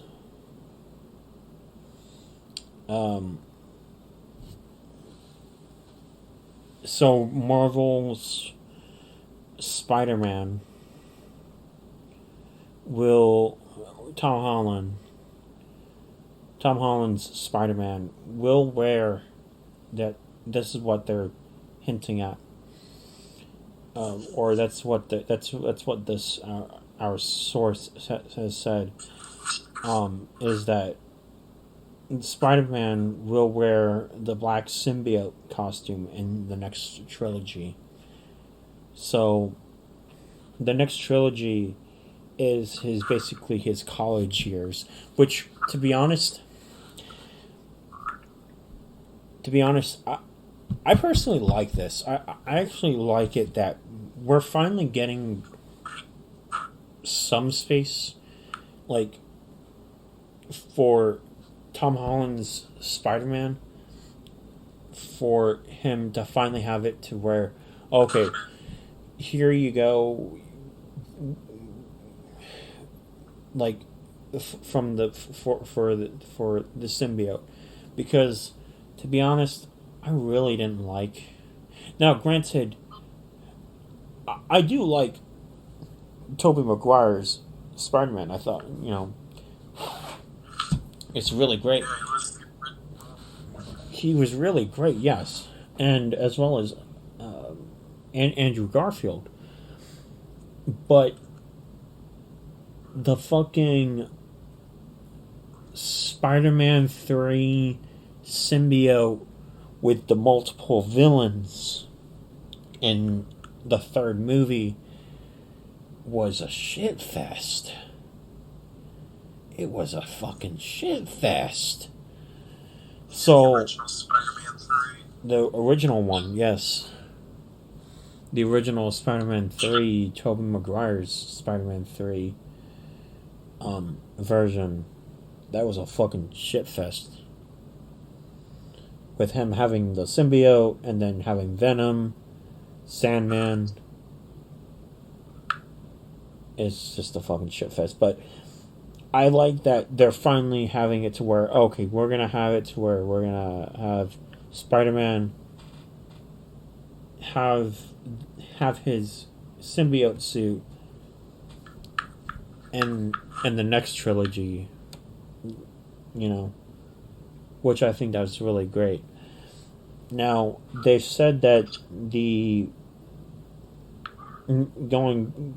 continuing on with Thomas Holland, Spider-Man, that there will be it'll be a much darker, more violent villains will mark Spider-Man's MCU college years. This is from our source. We're just doing. I think it's really interesting that they're going more of a darker tone, which kind of leads into this black symbiote suit, which is going to be interesting. So there's that. Your thoughts? I'm excited. I hope he gets to interact with Tom Hardy's Venom. Yes, that'll be nice. I don't know how they would do it though, but it would be interesting. Yes.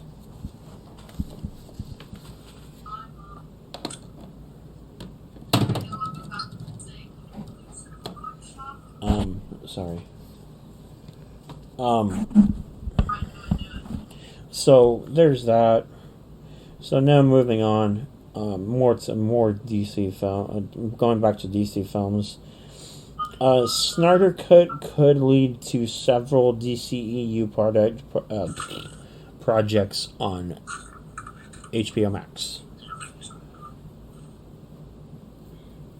I saw that one. That should be interesting. Now, I would assume that it would probably be this is what I'm thinking. If the Snyder Cut is a success of Snyder's Justice League is a success, then that leads to more projects for HBO Max to have for his version. So I think that'll be cool. Going on to going back to Marvel real fast. John Bernthal's Punisher on a Disney Plus show. That'd be cool to see if that does happen. Personally, I think he's one of the best version of he's like a best he's a good Punisher. Now you sent this to me that Keanu Reeves is in talks for Ghost Rider. Yeah. That should be interesting because I'm looking forward to that because he kind of fits the role. Now, I don't know which version of the Ghost Rider he will play. If it's Johnny Blaze, because we already have Robbie Reyes. Although I don't know if the actor himself is coming back for that. So anyway.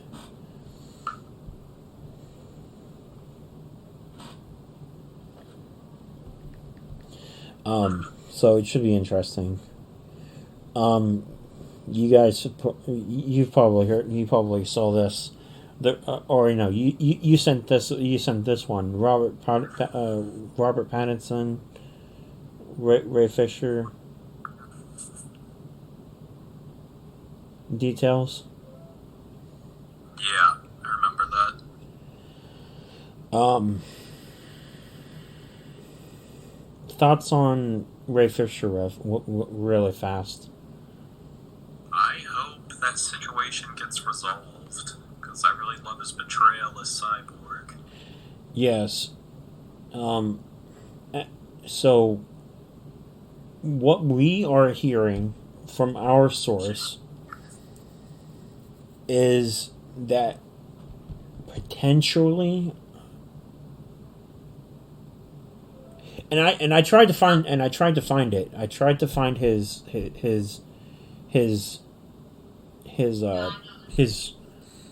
Twitch, not Twitch, but Twitter. What you call it? The Twitter deal. The Twitter post that he posted about this, and he says that this is our source. He said that he is officially quitting as Cyborg, and it's all because of Walter Hamada. Walter Hamada, Jeff Johns, John Berg,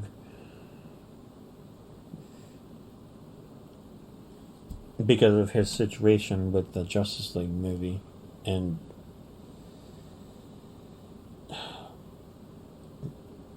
with the whole situation with that, and them not consulting with him.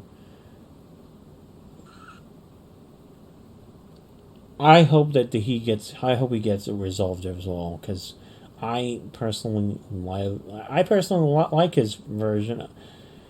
I personally like his version of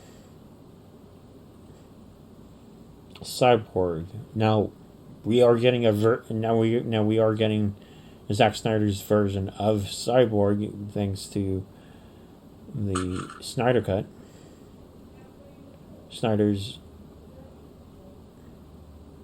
Justice League, and so I'm trying to think of.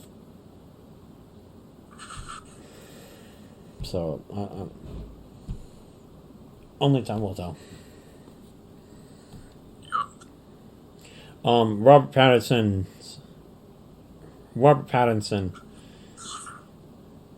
He's just going on. I think he's just trolling. I think he's just trolling with us. But he's saying that the whole situation with Matt Reeves deal, I feel like he's just trolling. My dog wants to go out.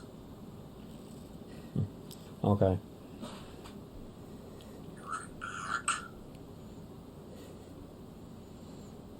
It's okay. I'll continue. So, there is there's already a success with Wonder Woman 84, and Wonder Woman is getting a third movie. Now, this is a scoop. This is no inside. Our inside source is just saying this because is just saying this was just 3 days ago.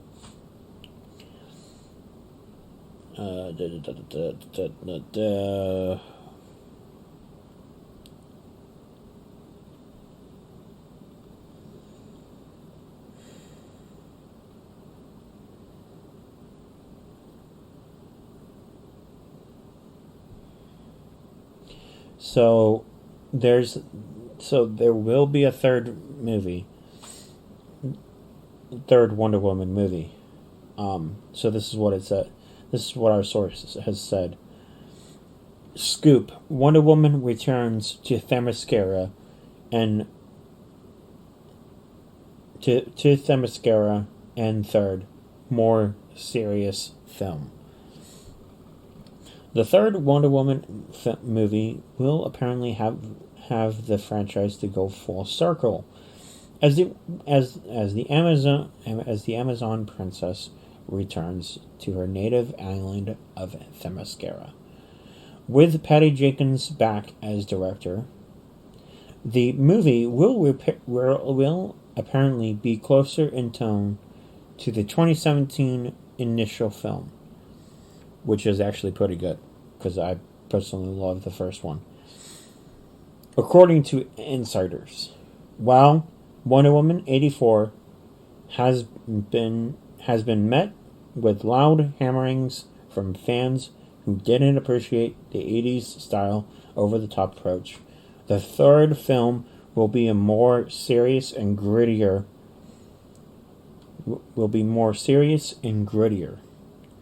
However, I am told by sources that the shift has nothing to do with the mixed reception of 1984.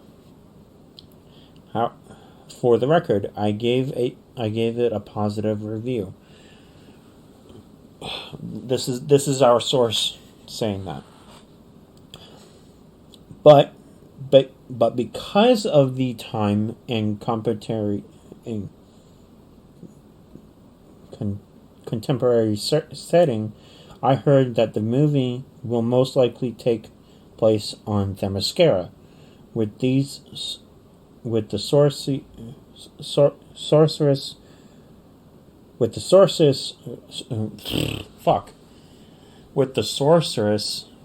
Circe as the main villain. While DC Film doesn't have a clear vision of what to do with the series moving forward beyond the third film, most likely it'll be Jenkins' final at the helm. DC Films does want the Wonder Woman movie to incorporate more of the DCEU by having much of the Wonder Woman 3 and Themyscira. Jenkins can simply ignore events in Justice League or Snyder Cut and focus on her own tale. I was just saying that the Wonder Woman returns to Themyscira in the third film for a more serious tone. So there's that. I'm not going to talk about Chloe Bennett. I don't care for her.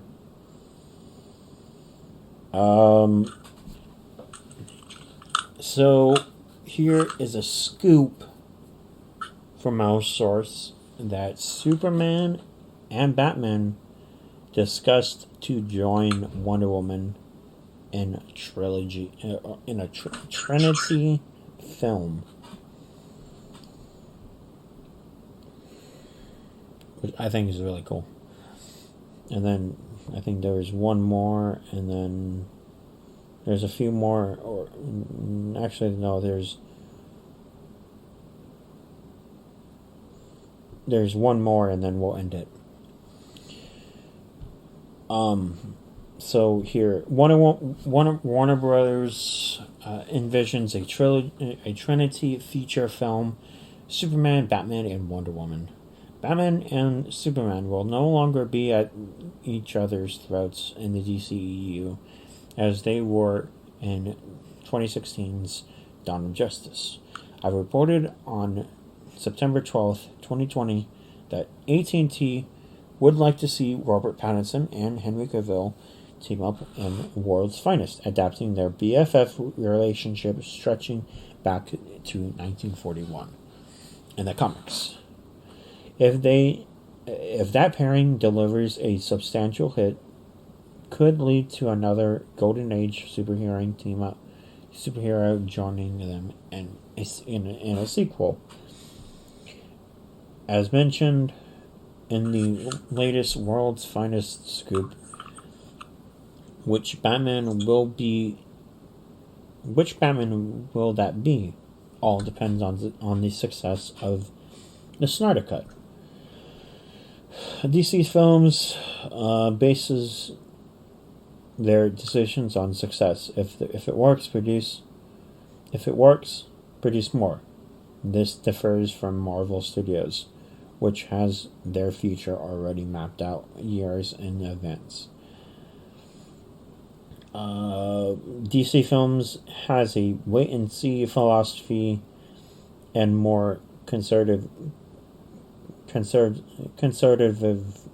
approach, which explains so many movies linked to Batman in some fashion. In that regard, there's been talks of World's Finest expanding into trilogy.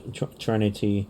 Trinity was a DC book that debuted in 2018. Whether the Trinity will feature Paterson or Affleck, all depends on the success of the Snyder Cut and sensing the theme here. But what is known for sure is that it will be with Cavil and Gadot. Regardless who is playing Batman at the time, such a film will probably not adapt the comic, but perhaps borrow elements from its various stories. In any case, AT&T views its potential commercial blast, albeit years from now.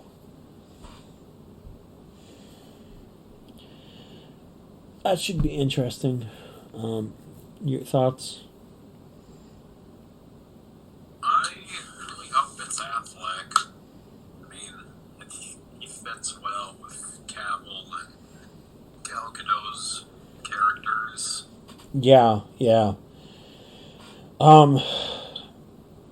I mean, yeah. I personally would like it if it is Affleck. I mean,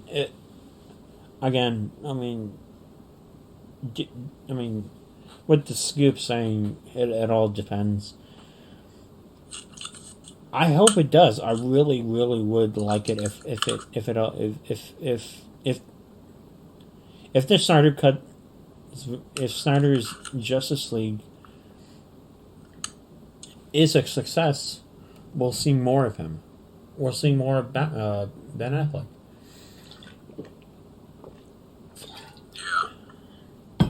Now, again, I have this is no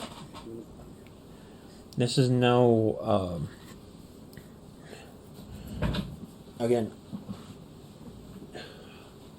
no, like, what you call it?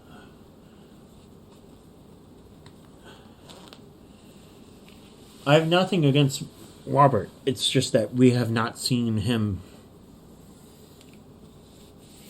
We haven't seen him in a Batman movie yet. I mean, his movie's coming out. His movie's coming out in 2022. Yep, it was supposed to come out later this year. Yeah, it was supposed to come out, but 2020 happened. That's what happened. So,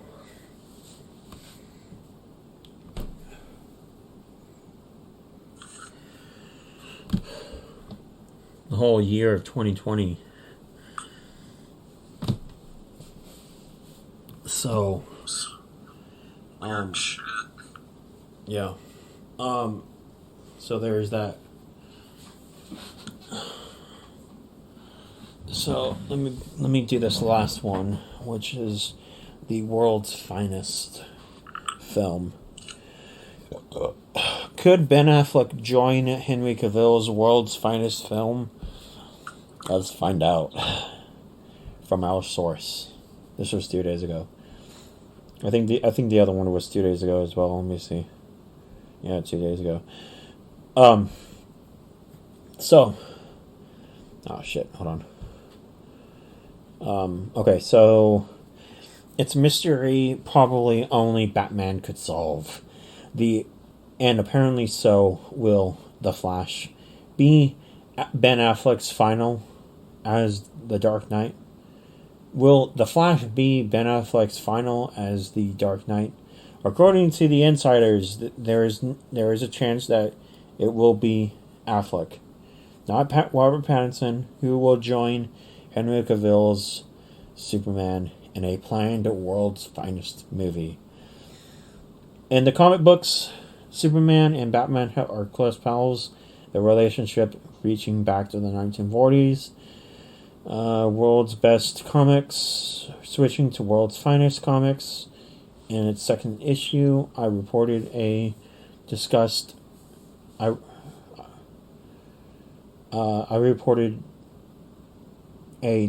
World's Finest film with Pattinson and Cavil on September 12th, 2020. At the time, there was no doubt as to Pattinson being converted for the Dark Knight and the project. However, new sources are telling me that Affleck can't be ruled out. Affleck's future as Batman is still being questioned. There is a push and pull between rumors whether The Flash will be his last battle or if he is going to proceed with his Dark Knight solo film or miniseries on HBO Max. To be honest, I hope that is a success, or I hope we do get that, because on HBO Max, because I would like to see his Batman kick ass, and It'd be nice to see that. So anyway, but from what I've been told, I'm leaning towards he won't be done after The Flash. That's our source saying. As he wants his Batman story to mark his legacy. Also, there's a Snyder Cut effect. Once again. Ooh, okay. How the dominoes will fall once it's released.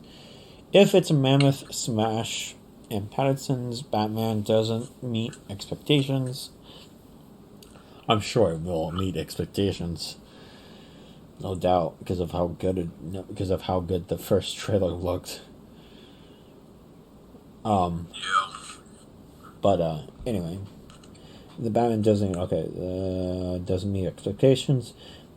It'll be difficult not to cast Affleck in World's Finest unless he really doesn't want to do it.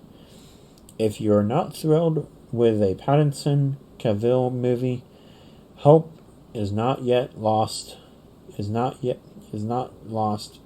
Oh, well, I put yet, but hope is not lost for Affleck's Dark Knight returning. Okay, and that's it. So, I don't know. I hope he returns. Because, like, he kind of deserves it. Because he's only been in, like, 2 films. But one film was really sucked ass. This is Batman. As Batman, whatever. In Justice League. No, actually, Ben was he appeared in 3 movies, which were BVS, Suicide Squad, and the theatrical version of Justice League, but... Yeah, okay. That's forgettable. Yeah, the Justice League forgettable fucking shit. Theatrical fucking version. All will be erased from a memory once Zack Snyder's JL comes out. Yep. So, I don't know. I hope he does it. I mean, I hope he comes back. I mean, I would like it if we could see a world's finest. Like a proper world's finest. Because I know that CW is supposed to...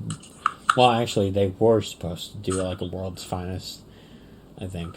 But that's been scrapped, I think.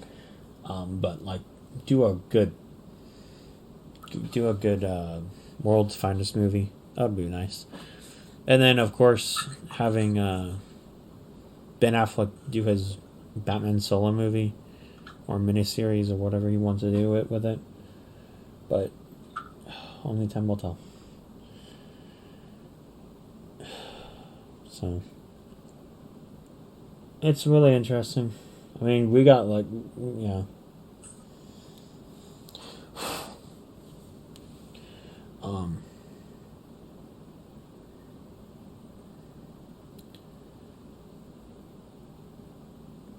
So, should be really interesting. I don't know. I think that's probably about it. I think we've covered everything now. Looks like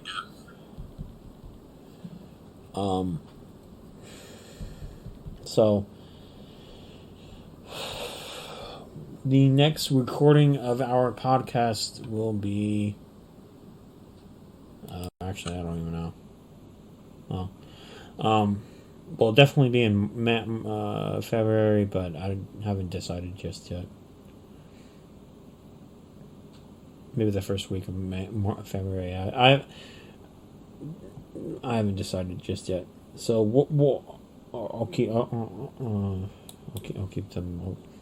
Let me say. Anyway, keep you guys updated for the next podcast. But this podcast will go up next week, or this upcoming week, and you'll get to listen to it. Or Thursday, actually, technically. So,